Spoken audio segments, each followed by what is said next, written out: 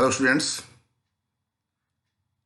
आज हम लोग बात कर रहे हैं various concepts of national income.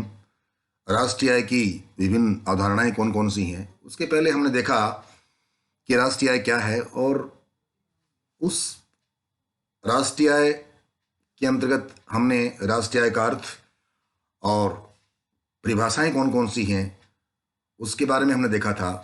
और उसके बारे में प्रमुख रूप से हमने बात की थी professor Marshall, professor Pigou, Fisher, इन्होंने अलग अलग तरीके से राष्ट्रीय आय को परिभाषित किया है। और तो कुल मिलाकर के हमने देखा उसके अंतर्गत कि राष्ट्रीय आय किसी देश में किसी वर्ष विशेष में सभी अंतिम वस्तुओं सेवाओं का मौद्रिक मूल्य है। अर्थात एक वर्ष में, अर्थात मान लीजिए कि इंडिया में एक वर्ष विशेष में अर्थात 2021 के अंतर्गत सभी उत्पादित अंतिम वस्तुओं और सेवाओं का जो मौद्रिक मूल्य है, मौद्रिक मूल्य किस प्रकार से, क्योंकि हम वस्तुओं और सेवाओं जो उत्पादित होती हैं उसको मुद्रा में मापते हैं, इसलिए मौद्रिक मूल्य। तो मौद्रिक मूल्य जो है उसको हम लोग राष्ट्रीय आय कहते हैं। ये चीज हमने पिछली बार देखी थी। आज हम लोग बात कर रहे हैं various concept of national income. तो एक बार मैं आपको फिर याद दिलाऊं, क्योंकि राष्ट्रीय आय जो है वो किसी भी अर्थव्यवस्था का मापदंड है। अर्थात राष्ट्रीय आय उत्पादन के आकार, प्रकार और वृद्धि का ये इंडिकेटर है, एक सूचक है, हम लोग ये कह सकते हैं।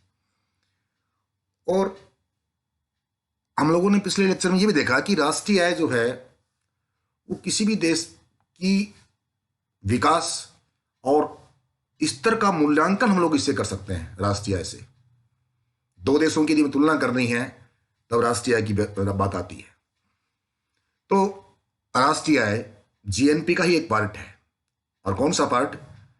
वह पार्ट है जिसके अंतर्गत जिन उत्पादन के साधनों को लगा करके उत्पादन किया जाता है और उन उत्पादन के साधनों को जो प्रतिफल मिलता है उस प्रतिफल का योग है ये राष्ट्रीय आय। तो बड़े विस्तार से हम लोग बात करेंगे राष्ट्रीय आय के कौन कौन से कंसेप्ट हैं, और उसमें हम देखेंगे कि जीएनपी क्या है, एनएनपी क्या है, जीडीपी क्या है, पर कैपिटा इनकम क्या है और निजी आय क्या है,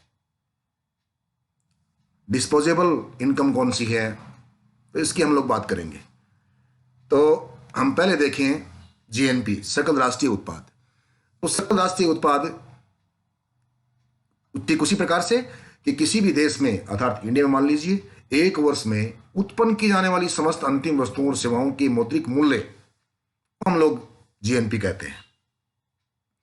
इसमें आप देखें डेफिनेशन में जरा, उत्पन्न की जाने वाली समस्त अंतिम वस्तुओं, यहां हम अंतिम वस्तुओं को लेंगे।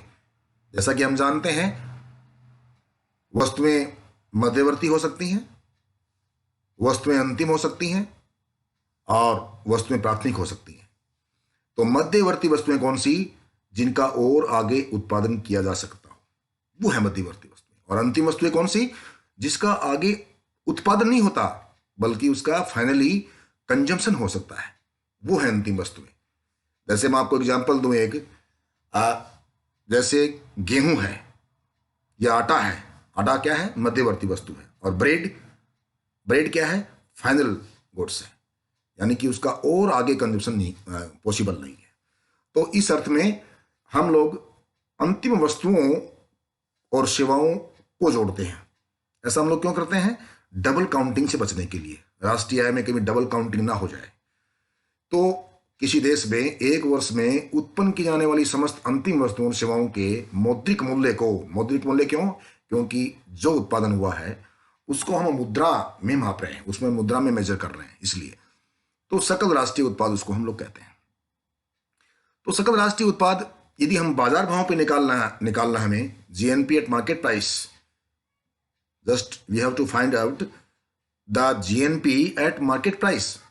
बाजार भाव पर यदि जीएनपी निकालना है तो सीधा सीधा इसका अर्थ क्या होगा कि सार्वजनिक क्षेत्र का उत्पादन प्लस निजी क्षेत्र का उत्पादन, और उसमें हम प्लस कर दें अप्रत्यक्ष करों की मात्रा, तो वो क्या निकल आएगा? सकल राष्ट्रीय उत्पाद बाजार भावों पर हमें प्राप्त होगा। फिर है जीएनपी एट फैक्टर कॉस्ट, सकल राष्ट्रीय उत्पादन साधन लागत पर। तो जीएनपी एट मार्केट प्राइस यदि हमें दे रखा है, उसमें से माइनस कर देते हैं हम लोग इनडायरेक्ट टैक्सेस और प्लस क्या कर देते हैं, सब्सिडी। देखिए यहां पे स्टूडेंट्स बात आई है इनडायरेक्ट टैक्स और डायरेक्ट टैक्स। मैं आपको स्पष्ट कर दूं कि प्रत्यक्ष कर और अप्रत्यक्ष कर, दो प्रकार के कर हमारे पास होंगे, हम लोग आगे विस्तार से बात करेंगे। तो प्रत्यक्ष कर कौन सा, यानी कि ऐसा कर जो कर जिस पर लगाया जाता है उसे वही वहन करे, वह है प्रत्यक्ष कर। जैसे कि आयकर है, आयकर यदि किसी व्यक्ति पर लगाया जाता है तो उसी अमुक व्यक्ति को वहन करना पड़ता है। ठीक उसी प्रकार से इनडायरेक्ट टैक्स, इनडायरेक्ट टैक्स का मतलब क्या है, लगाया किसी पर जाता है ये टैक्स और वहन दूसरा करता है, जैसे कि उत्पादन शुल्क। तो ये दो प्रकार के कर होते हैं हमारे पास में।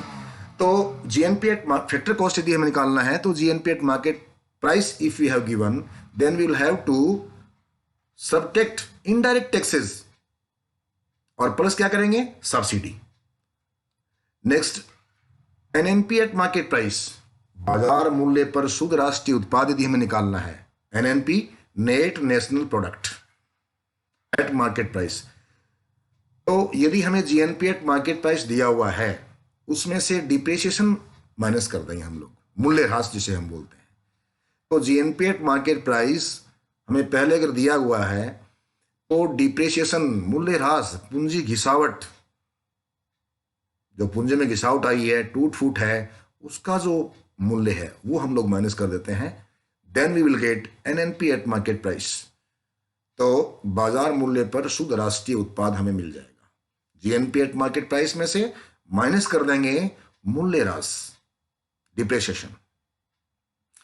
नेक्स्ट साधन लागत पर शुद्ध राष्ट्रीय उत्पाद, एनएनपी एट फैक्टर कॉस्ट, और वास्तव में इसे ही राष्ट्रीय आय हम कहते हैं।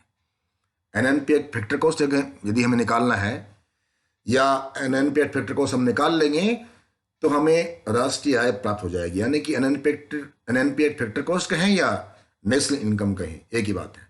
वो कैसे निकालेंगे, एनएनपी एट मार्केट प्राइस यदि हमें दिया हुआ है, उसमें से हम माइनस करेंगे इनडायरेक्ट टैक्सेस और प्लस करेंगे सब्सिडीज।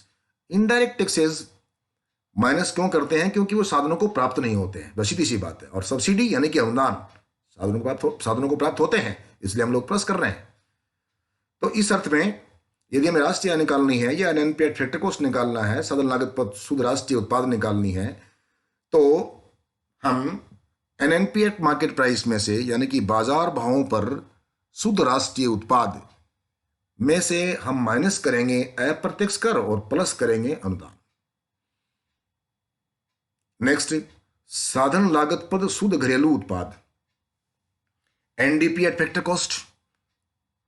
साधन लागत पर नेट डोमेस्टिक प्रोडक्ट यदि हमें निकालना है तो शुद्ध राष्ट्रीय उत्पत्ति में से, शुद्ध राष्ट्रीय उत्पत्ति यानी कि एनएनपी, नेट नेशनल प्रोडक्ट में से घरेलू उत्पत्ति के साथ साथ विदेशों से प्राप्त शुद्ध साधन आय शामिल कर लेते हैं, तो हमें साधन लागत पर तो शुद्ध राष्ट्रीय उत्पाद प्राप्त हो जाती है। अब देखिए बड़ी महत्वपूर्ण चीज है, साधन लागत पर शुद्ध घरेलू उत्पाद यदि हमें निकालना है, एनडीपी एट फैक्टर कॉस्ट हमें निकालना है, तो शुद्ध राष्ट्रीय उत्पत्ति में से, एनएनपी में से घरेलू उत्पत्ति के साथ साथ, यानी कि जो हमारे कंट्री की सीमाओं के अंतर्गत उत्पादन हुआ है, उसके साथ साथ विदेशों से प्राप्त शुद्ध साधन आय, इसको हम बोलते हैं NFIA, net factor income from abroad, विदेशों से प्राप्त शुद्ध साधन आय। और एनएफआईए को कैसे निकालते हैं, जैसे मैं आपको एग्जांपल दूं, एक हमारे देश की पूंजी और हमारे देश के जो व्यक्ति विदेशों में काम कर रहे हैं, हमारे देश की जो पूंजी विदेशों में लग रही है और हमारे देश के जो व्यक्ति काम कर रहे हैं विदेशों में, वो क्या अर्न कर रहे हैं, वो क्या कमाई कर रहे हैं, उनकी आय कितनी है, उसमें से हम लोग माइनस करें विदेशी पूंजी हमारे लग रही है, विदेशी व्यक्ति यहां पे काम कर रहे हैं, उसमें से यदि हम उसको माइनस करते हैं, then we will get net factor income from abroad. तो हमें विदेशों से प्राप्त शुद्ध साधन आय प्राप्त हो जाती है, NFIA उसको हम बोलेंगे। तो इस प्रकार से साधन लागत पर शुद्ध घरेलू उत्पाद यदि हमें निकालना है तो शुद्ध राष्ट्रीय उत्पत्ति में से घरेलू उत्पत्ति के साथ साथ NFIA को यदि हम शामिल कर लें, वो NFIA प्लस में हो सकता है, वो माइनस में हो सकता है, शामिल कर लें तो हमें साधन लागत पर शुद्ध घरेलू उत्पाद प्राप्त होता है। एक है प्राइवेट इनकम, निजी आय। तो निजी क्षेत्र की घरेलू उत्पत्ति से उपार्जित आय में राष्ट्रीय ऋणों पर ब्याज व हस्तांतरण भुगतान जैसे कि पेंशन आदि यदि हम जोड़ते हैं तो हमें प्राइवेट इनकम प्राप्त होती है। इसमें शब्द आया है कि हस्तांतरण भुगतान, ये मैंने पहले भी जिक्र किया है। हस्तांतरण भुगतान का मतलब ऐसा भुगतान जिसके बदले में कोई आर्थिक क्रिया नहीं की जाती हो और इनकम हो जाती हो, वो क्या है? हस्तांतरण भुगतान है। जैसे कि पेंशन, छात्रवृत्ति, बेरोजगारी भत्ता, ये सब किसके प्रकार हैं? ये हस्तांतरण भुगतान के प्रकार हैं। एक होती है व्यक्तिगत आय, इसको हम बोलते हैं पर्सनल इनकम। तो पर्सनल इनकम निकालने के लिए राष्ट्रीय आय में से हम माइनस करते हैं निगम कर। निगम कर का मतलब कंपनियों के लाभ पर लगाया गया कर है, वो हम लोग माइनस करते हैं। और माइनस करते हैं निगमों द्वारा वितरित लाभांश, और माइनस करते हैं सामाजिक सुरक्षा योजना के लिए भुगतान, प्लस करते हैं इसमें सरकारी हस्तांतरण भुगतान, और प्लस करते हैं सरकार से प्राप्त शुद्ध ब्याज। ये प्लस माइनस करके हम पर्सनल इनकम प्राप्त करते हैं। एक है डिस्पोजेबल पर्सनल इनकम, खर्च योग्य व्यक्तिगत आय क्या है? तो बिल्कुल सीधी सी बात है, व्यक्तिगत आय यदि हमें दी हुई है, हमें पर्सनल इनकम यदि दी हुई है व्यक्तिगत आय, उसमें से हम माइनस कर देंगे प्रत्यक्ष कर, माइनस कर देंगे फीस, माइनस करेंगे जुर्माने। कारण देखिए इसका, यदि हमें खर्च योग्य आय निकालनी है किसी व्यक्ति की, तो व्यक्तिगत आय में से प्रत्यक्ष कर माइनस करेंगे, क्योंकि प्रत्यक्ष कर किसी व्यक्ति के पास नहीं रहते हैं, वो गवर्नमेंट के पास ले जाते हैं, वो तो प्रत्यक्ष कर होगा, इसलिए माइनस करते हैं। माइनस फीस, कई बार फीस हमें चुकानी पड़ती है किसी भी रूप में, वो माइनस करते हैं, वो हमारे पास नहीं रहती।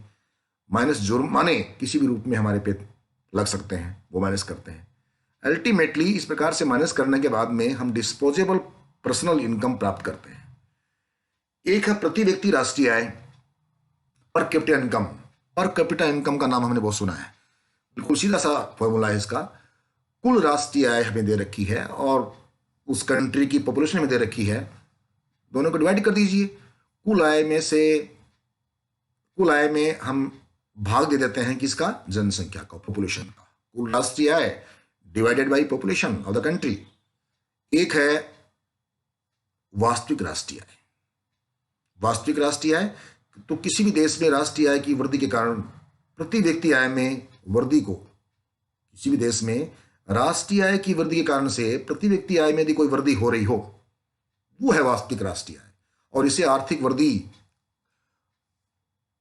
का सूचक हम लोग कह सकते हैं, कई बार सूचक के रूप में इसको हम लोग काम में लेते हैं। तो वास्तविक राष्ट्रीय आय को हम कैसे निकालेंगे? किसी देश में राष्ट्रीय आय की वृद्धि के कारण प्रति व्यक्ति आय में वृद्धि को वास्तविक राष्ट्रीय आय हम लोग कह सकते हैं, और इसे आर्थिक वृद्धि के सूचक के रूप में भी हम लोग प्रयुक्त करते हैं। एक नई चीज देखिए आप, हरित राष्ट्रीय आय। ये टेक्स्ट बुक में बहुत कम देखने को मिलता है।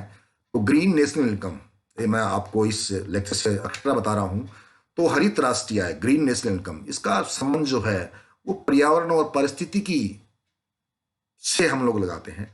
तो हरित राष्ट्रीय आय की गणना में वर्ष में वस्तुओं और सेवाओं के शुद्ध उत्पादन के योग में से उत्पादन की प्रक्रिया में देश के पर्यावरण और पारिस्थितिकी को जो नुकसान पहुंचता है, जो हम लोग प्रोडक्शन करते हैं, उस प्रोडक्शन के साइमल्टेनियसली जो पर्यावरण को क्षति पहुंचती है, तो उसके मौद्रिक मूल्य को कम कर दे हम लोग, तो हरित राष्ट्रीय आय मिलती है।